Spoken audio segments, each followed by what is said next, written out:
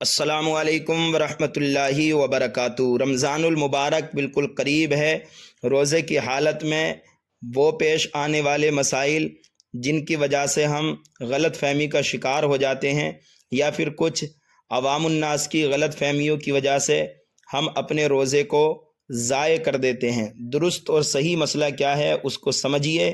اور لوگوں کی غلط فہمیوں سے بچ کر اپنے روزے کی حفاظت کیجیے۔ شارٹ کٹ میں اور بہت آسان لفظوں میں آپ کو درست اور صحیح مسئلہ بتاؤں گا۔ نمبر 1، الٹی ہونے سے روزہ نہیں ٹوٹتا، لیکن اگر کوئی جان بوجھ کر کے منہ کے اندر انگلی کرے پھر الٹی یعنی قے کرے اور وہ قے منہ بھر ہو اور روزہ ہونا یاد ہو تب تو روزہ ٹوٹ جائے گا، ورنہ روزہ نہیں ٹوٹے گا۔ نمبر 2، حالت روزہ میں اگر احتلام ہو جائے تو اس سے روزہ نہیں ٹوٹتا، لیکن اگر کوئی جاگتے ہوئے مشتزنی کرے یعنی اپنے شرمگاہ کو ہاتھ سے یا کسی اور ذریعے سے منی خارج کرے روزے کی حالت میں تو روزہ ٹوٹ جائے گا، ورنہ احتلام ہونے سے روزہ نہیں ٹوٹے گا۔ نمبر 3، منہ کے اندر بلغم یا تھوک جمع ہو جائے اور پھر اس کو کوئی نگل جائے تو نہ ہی اس سے روزہ مکروہ ہوگا اور نہ ہی اس سے روزہ ٹوٹے گا، لیکن اگر کوئی جان بوجھ کر تھوک کو اپنے ہاتھ پر لے کر پھر نگل جائے تو روزہ ٹوٹ جائے گا، حالانکہ ایسا کوئی کرتا نہیں ہے۔ نمبر 4، روزے کی حالت میں تیل لگانا، خوشبو لگانا، سرما لگانا یا پھر زیر ناف کے بال کاٹنا یا ناخن کاٹنا سب درست ہے، نہ ہی ان چیزوں سے روزہ مکروہ ہوتا ہے اور نہ ہی روزہ ٹوٹتا ہے۔ نمبر 5، رمضان المبارک میں اگر سحری میں آنکھ نہ کھلی اور سحری کا وقت ختم ہو گیا تو اب ایسے ہی ہم روزے کی نیت کر لیں اور دل میں یہ ارادہ کریں کہ روزہ بند ہونے کے وقت سے لے کر میں روزے سے ہوں، اور پھر شام تک افطاری کے وقت تک وہ روزے دار کی طرح رہے، کچھ بھی کھانے پینے کا اہتمام نہ کرے تو اس کا روزہ ہو جائے گا، لیکن سحری چھوٹنے کی سنت اور اس کی برکت اس کو حاصل نہیں ہوگی۔ نمبر 6، رات میں اگر غسل فرض ہو گیا تو پھر ہمیں جو ہے روزہ شروع ہونے کے بعد کلی بھی کر سکتے ہیں، ناک میں پانی بھی چڑھا سکتے ہیں اور غسل بھی کر سکتے ہیں۔ جو لوگ سمجھتے ہیں کہ نہ غسل کر سکتے ہیں، نہ پانی ناک میں چڑھا سکتے ہیں اور نہ ہی کلی کر سکتے ہیں تو یہ غلط ہے۔ صحیح یہ ہے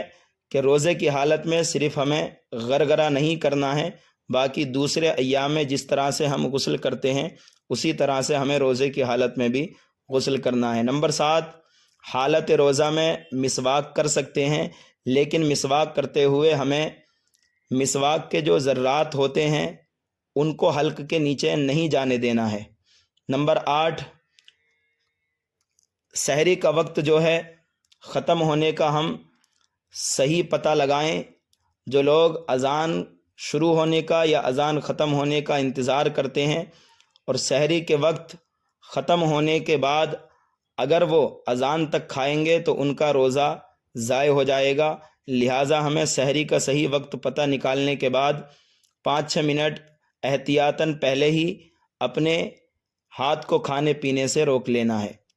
نمبر 9، چوٹ وغیرہ لگ جائے، جسم سے خون نکلتا ہے یا بیماری کی وجہ سے یا کسی اور وجہ سے خون ٹیسٹ کرانے کی ضرورت پڑتی ہے تو اس سے روزہ ہمارا نہ ہی ٹوٹے گا اور نہ ہی مکروہ ہوگا، یعنی جسم سے اگر خود ہی خون نکل آئے تو اس سے روزہ نہیں ٹوٹے گا۔ نمبر 10، انجیکشن لگوانے سے روزہ نہیں ٹوٹتا، لیکن اس مسئلے کے اندر اختلاف ہے۔ صحیح یہ ہے کہ انجیکشن لگوانے سے روزہ نہیں ٹوٹتا، چاہے وہ انجیکشن نس میں لگوایا جائے یا پھر گوشت میں، یہاں تک کہ شدید مجبوری کی بنا پر ڈراپ بھی ڈلوایا جا سکتا ہے۔ نمبر 11، روزے کی حالت میں عطر یا خوشبو سونگھنے سے روزہ نہیں ٹوٹتا، لیکن اگر کوئی جان بوجھ کر اگربتی کا دھواں منہ یا ناک کے ذریعے اندر کھینچتا ہے جو حلق سے نیچے اتر جاتا ہے تو اب ایسی صورت میں روزہ ٹوٹ جائے گا۔ نمبر 12، کچھ لوگ سمجھتے ہیں کہ سفر میں روزہ چھوڑنے کی اجازت ہے، حالانکہ اسی سفر کے اندر روزہ چھوڑنے کی اجازت ہوگی جو سفر شرعی اعتبار سے 92 کلومیٹر سے زیادہ دوری پر ہے اور اس سفر کو ہم نے صبح صادق یا اس سے پہلے شروع کیا ہے، ورنہ روزہ چھوڑنے کی اجازت نہیں ہوگی۔ اگر کوئی شخص صبح صادق کے بعد سفر شروع کرتا ہے، اگرچہ وہ 92 کلومیٹر سے زیادہ دور ہو، تو اب ایسی صورت میں روزہ چھوڑنے کی اجازت نہیں ہے۔ نمبر 13، کچھ لوگ سمجھتے ہیں کہ مرض کی بنا پر یا پھر جان بوجھ کر روزہ چھوڑا یا پھر بیماری یا کسی شرعی اعتبار سے روزہ چھوڑ دیا تو اب اس کا فدیہ دینے سے اس روزے کی ادائیگی ہو جائے گی۔ یہ بالکل غلط ہے۔ اگر ایسی صورت میں روزہ چھوڑا ہے بیماری کی وجہ سے یا شرعی عذر کی وجہ سے یا پھر جان بوجھ کر، اگر جان بوجھ کر روزہ چھوڑا ہے تو سخت گناہ ہے، لیکن